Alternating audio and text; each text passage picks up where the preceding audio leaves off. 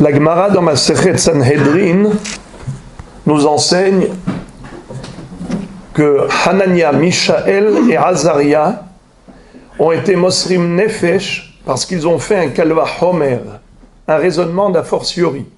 C'est-à-dire, il y avait un grand Chacham qui s'appelait Todos Ish Romi. D'ailleurs, c'était un docteur. Et la Gemara dit dans Masechet Psachim que Todos Ish Romi a fait une dracha. Quelle dracha? Il s'est posé une question. Maraou, Hanania, Mishaël, Azaria, Shemasrou Nafsham al Kedushat Hashem. C'est-à-dire, pourquoi ces trois tzadikim là ont fait quelque chose d'extraordinaire? Ils se sont sacrifiés pour sanctifier le nom d'Akadosh Baruch Hu. Nachon? À quel moment? Lorsque Nabuchodonosor, Nebuchadnezzar Aracha, avait érigé une grande statue dans une vallée qui s'appelle Bik'at Dura.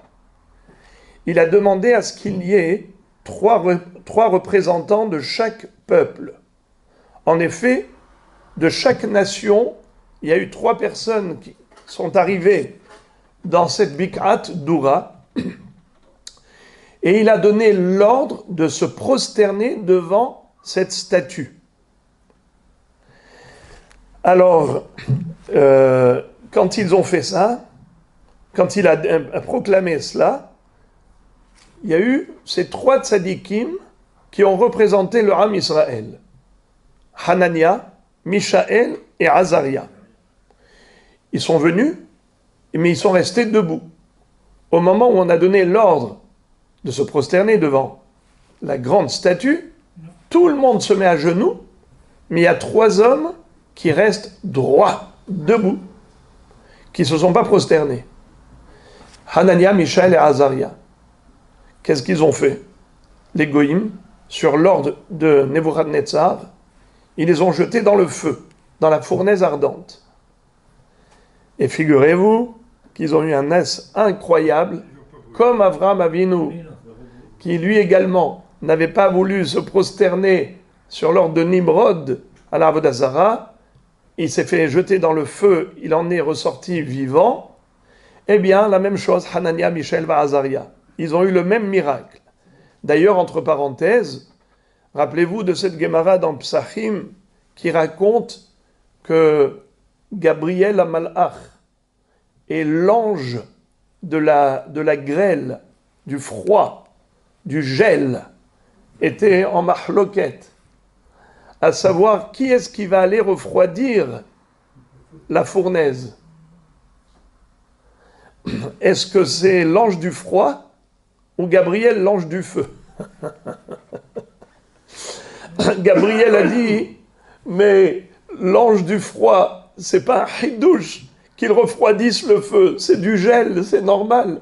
Mais nous, on va faire un nes betornes, c'est l'ange du feu qui va refroidir le feu. Et en effet, il a eu le srout. Mais non seulement cela, c'est que, déjà à l'époque d'Abraham Avinu, Gabriel voulait éteindre le feu, c'est-à-dire empêcher de brûler Abraham. Je a dit non, c'est moi qui vais le sauver, qui vais lui sauver la vie. Pourquoi? Ani yahid ba'elyonim, hu yahid ba'tachtonim. Moi, je suis unique dans le ciel, Abraham est unique sur terre. C'est le seul serviteur fidèle que j'ai. Na'el yahid le'atzil et yahid. L'unique délivrera l'unique. Et en effet, Baruch Hu a sauvé Abraham. Mais ils ont eu le même nes. Hanania, Mishaël, Azaria. Nebuchadnezzar, quand il a entendu cela, qui se baladait à l'intérieur de la fournaise comme dans un jardin, il est venu, il s'est mis à genoux. Et il a commencé à faire des shabachim à Kadosh Baruch Hu, des louanges chantées à Dieu. Il va dire le passouk que vous connaissez tous les matins vous le récitez, avant la prière. Atohi kema rabrevin, vetim hohi kema takifin, malchut alam, vesholtane, indar vedar. Les prodiges d'Akadosh Baruch Hu sont incommensurables, sa grandeur incalculable. En effet, ta souveraineté, elle est pour l'éternité. Carrément des louanges très très chaleureuses qu'adresse Nebuchadnezzar à Dieu. À tel point que dit la Gemara, que le malach est venu, lui a donné une claque sur la bouche pour le faire taire. Pourquoi? Parce qu'il allait mettre à l'ombre le Tehillim de David Amelech.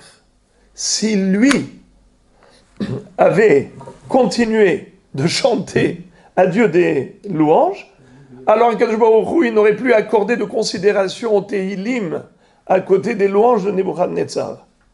Alors quoi, on lui donne une claque? Franchement, ce n'est pas mieux qu'il chante des louanges. Au contraire, Karacha chante des louanges à Dieu. C'est encore plus de Kiddush Hashem. Non, on ne lui a pas dit ne chante pas. On lui a donné une claque pour lui dire allez, chante maintenant, on va voir si tu es capable de chanter avec la claque. Ça veut dire quand il y a des épreuves, tu chantes ou pas? David Amelech, il chantait même lorsqu'il subissait des douleurs et des souffrances terribles. Il disait Chesed ou Mishpat Ashira, im Chesed Ashira, ve im Mishpat Ashira. Si je reçois du Chesed, je chante des louanges à Dieu. Mais même quand il subit la rigueur de la justice divine, il ne se révoltait pas, au contraire, il chantait encore des louanges. Alors, Nebuchadnezzar, il chantait quand tout va bien. Mais dès qu'il a pris une claque, sheket. Alors, lui, Nebuchadnezzar, il les a fait sortir, évidemment, avec tout le kavod qu'il leur devait. Mais, Todos, Ish Romi, ce hacham qui était un docteur dans la ville de Rome et qui a fait une dracha, il a posé une question. Il a dit, je ne comprends pas pourquoi Hanania, Mishaël et Azaria ont été se mettre en danger. Ils ont encouru ce risque de se faire tuer. S'il n'y avait pas eu le miracle, ils seraient morts, brûlés vifs.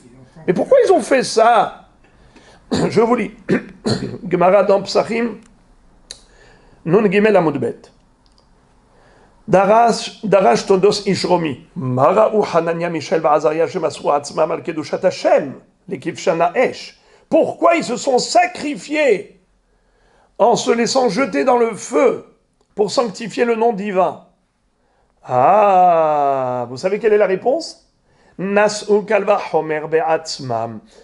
Ils ont eu un raisonnement d'a fortiori. Mitzfardeim. Ils ont appris des grenouilles. O matzfardeim shenan metzuvin al kiddush Hashem. Ktiv be'u ba'u ve'alu bevetecha u betanurecha u mish'arotecha. Et matai mish'arot mitzuyot etzel tanure ve'omer shashatanur ham. Anu shemetzuvim al kiddush Hashem al had kama vechama. C'est-à-dire, dans la deuxième plaie par lesquelles Akadosh Baruch Hu a frappé les Égyptiens, Dam, Tzfardea, Kinim, Arov, Dever, Shechin, Baradar, Bechocher, Makad, Bechorot. La deuxième plaie, c'est la plaie de Tzfardeim. C'est quoi Tzfardea? Les grenouilles. Les grenouilles, elles sont rentrées où? Figurez-vous, Vesharat Sai Or Tzfardeim, Ve'alu Baou Bebetecha, ou Bahadar Mishkavecha, dans ta maison, dans ta chambre à coucher, Ve'almitatecha, et dans ton lit, ou Bebet Avadecha, ou Be'amecha, dans la maison de tes serviteurs de ton peuple, ou Betanurecha, ou Bemisharotecha, à l'intérieur du four et à l'intérieur même des pâtes. Alors, ils sont rentrés dans le four au moment où il y avait les misharot, au moment où la pâte est prête à cuire dans le four. Ça veut dire un four brûlant. Les grenouilles sont rentrées même là-bas. Mon rêve Rabotai. Qu'est-ce qu'ils se disent, Hanania, Mishaël, Azaria? Ben, ils se disent, si déjà les Tzfardeim qui ne sont pas tenus de sanctifier le nom d'Akadosh Baruch Hu par le sacrifice de leur vie, tout de même, les grenouilles sont entrées dans les fours. Nous, Am Israël, qui avons la mitzvah de sanctifier le nom d'Akadosh Baruch Hu par le sacrifice de notre vie, comme il est écrit, Ve'ahavta et Hashem Elokecha bechol levavcha ufrol nafshecha ufrol meodecha. Nafshecha afilu notel et nafshecha. Tu aimeras l'Éternel ton Dieu de toute ton âme, même s'il te prend l'âme. À ce moment-là, tu l'aimes de tout ton cœur, de toute ton âme, par tous tes moyens. Alors, vadaï, qu'on est prêt à se sacrifier. Moraï verabotaï. Il y a ici une double question. Primo, on a besoin d'apprendre des grenouilles, mais si on dit qu'ils ont la mitzvah de faire Kiddush Hashem, alors c'est normal qu'ils se laissent jeter dans la fournaise ardente. Eux-mêmes ils disent, si déjà les grenouilles qui n'ont pas l'obligation de se sacrifier pour sanctifier le nom divin, elles l'ont fait, elles sont rentrées dans le four, brûlant. Nous qui avons la mitzvah de le faire, à plus forte raison qu'on doit le faire. Mais si on a la mitzvah de le faire, donc c'est normal qu'on le fasse. On n'a pas besoin de faire un Kal Vachomer, un raisonnement d'a fortiori. Secondo, qu'est-ce que ça veut dire que les grenouilles n'avaient pas la mitzvah de se sacrifier pour sanctifier le nom divin? Mais je vous ai lu le pasouk, vous l'avez entendu. Il est écrit que les grenouilles pénétreront toutes les pièces, toutes les maisons des Mitzriim, même dans le lit et tout, mais aussi même dans le four. Dans les fours, c'est écrit. ושרסי אור צפרדעים ועלו באו בביתך ובחדר משכבך ועל מיטתך ובתעבודך ובעמך ובתנורך ובמשערותיך. Donc c'est écrit. Pourquoi Hanania, Mishaël et Azaria se sont dit qu'eux n'avaient pas la mitzvah de faire Kiddush Hashem, de se sacrifier pour. Et voilà, c'est écrit que les Tzfardéim avaient la mitzvah de rentrer dans le tanour. Hein? Donc c'est un commandement. Alors pourquoi il dit Kal Vachomer? Si déjà eux qui ne sont pas obligés, à plus forte raison nous qui sommes tenus. Mais ce n'est pas vrai. Les grenouilles également avaient la même obligation. La réponse est la suivante. Il y a un midrash extraordinaire qui raconte que ces trois tzadikim,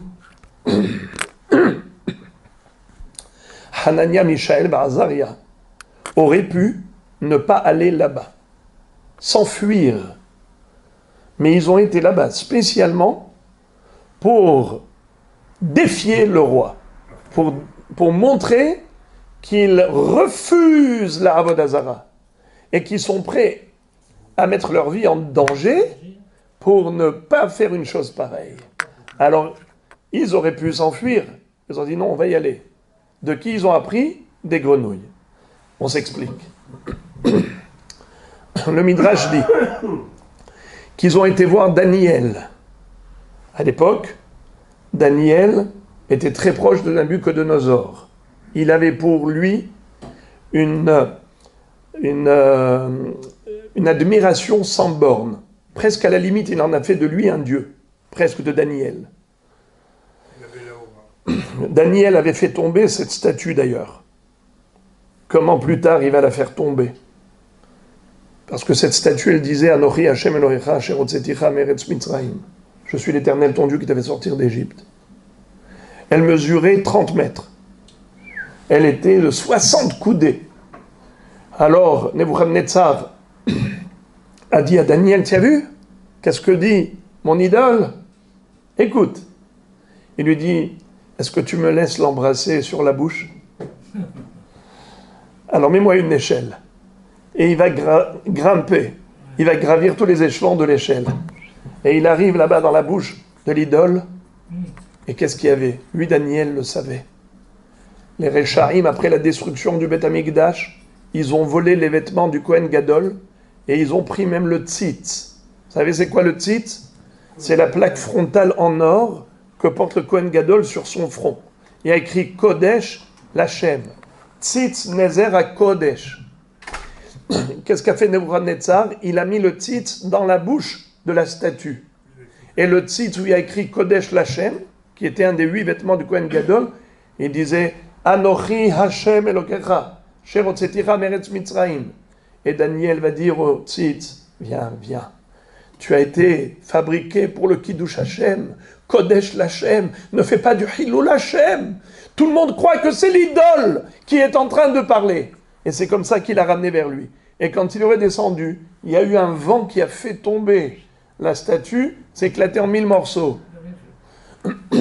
Lorsque il y a eu encore d'autres tentatives des conseillers du roi de piéger Daniel jusqu'à ce qu'il s'est fait jeter dans la fosse aux lions, et il a été sauvé des lions miraculeusement. Eh bien, ils vont lui poser la question. Il va leur dire, allez-y voir le Navi, le prophète Yehezkel. Yehezkel, un Navi, vous savez que c'est le seul prophète qui va prophétiser, même dans la Gola. Va'ani betor ha-Gola.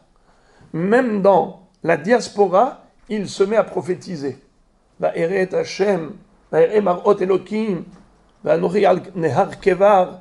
J'étais au bord du fleuve et j'ai vu des visions prophétiques, des visions du monde divin. Et il raconte, Yehezkel, tout ce qu'il a vu. Nachon, on lit l'Haftara à Shavuot.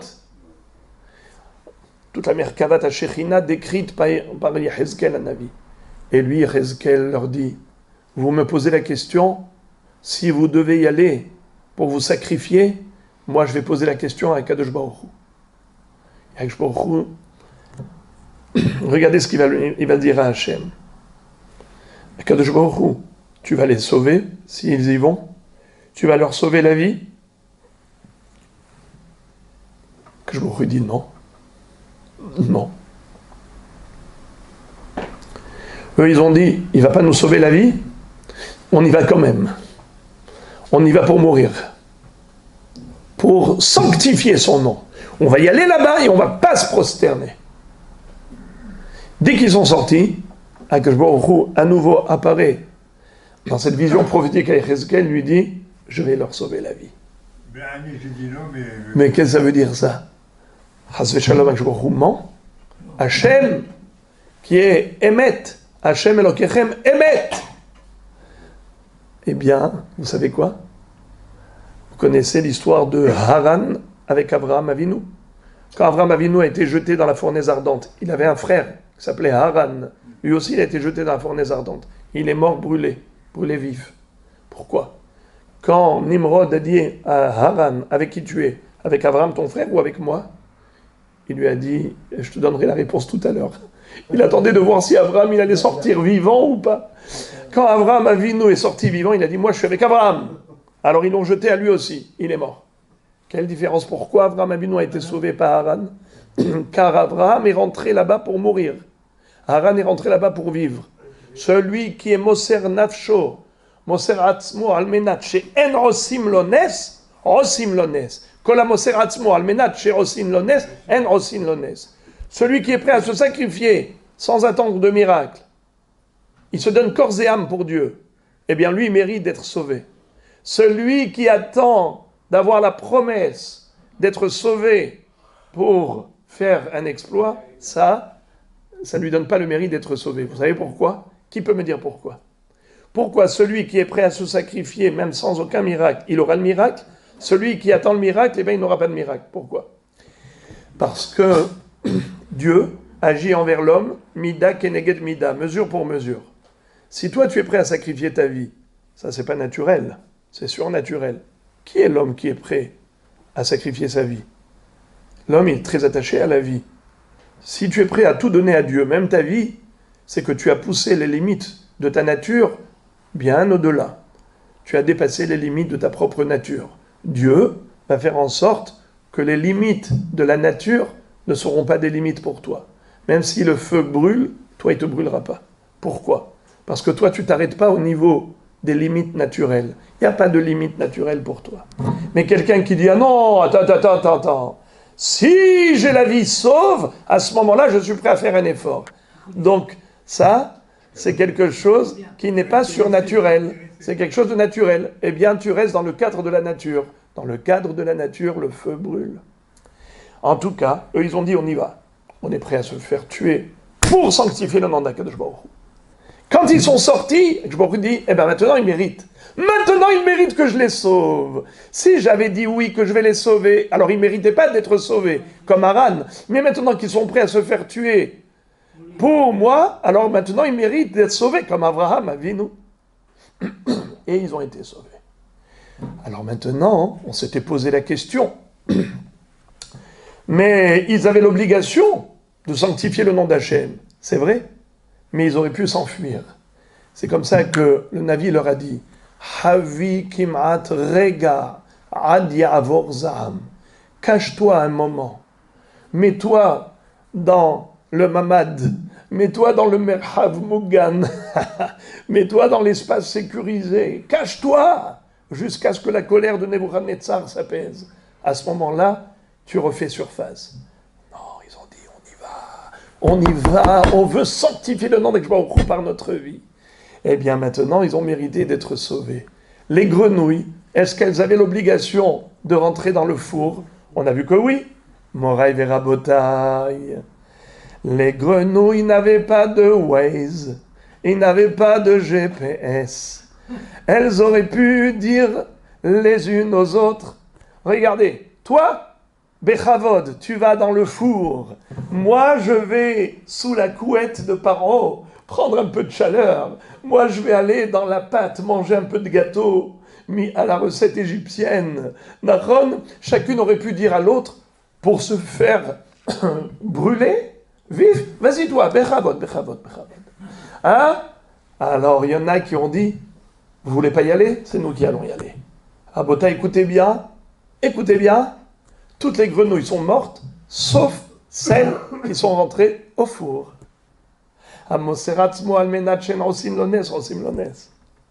C'est pour ça qu'ils ont fait Kalva Homer. Si déjà les grenouilles qui n'avaient pas l'obligation de rentrer dans le four, elles pouvaient aller dans le lit, elles pouvaient aller dans la maison, elles pouvaient aller dans la pâte, elles sont rentrées dans le four. Celles qui sont rentrées dans le four. Pourquoi? Parce qu'elles voulaient sanctifier le nom d'Hachem. La volonté du Baruch Hu, c'est qu'il y en ait dans le four. Eh bien, c'est nous les premières. On y va. Celles-là ont mérité d'avoir quelque chose de surnaturel. Elles sont toutes mortes, sauf celle-là. Exactement comme Hanania, Mishaël et Azaria, qui auraient pu ne pas se mettre dans situation, pour ne pas courir de risques, mais ils ont mis leur vie en péril pour sanctifier le nom de Baruch Hu. Eh bien, Baruch Hu a dit, je les sauve. Voilà Moré Vera Botaï. Dans la vie, de manière générale,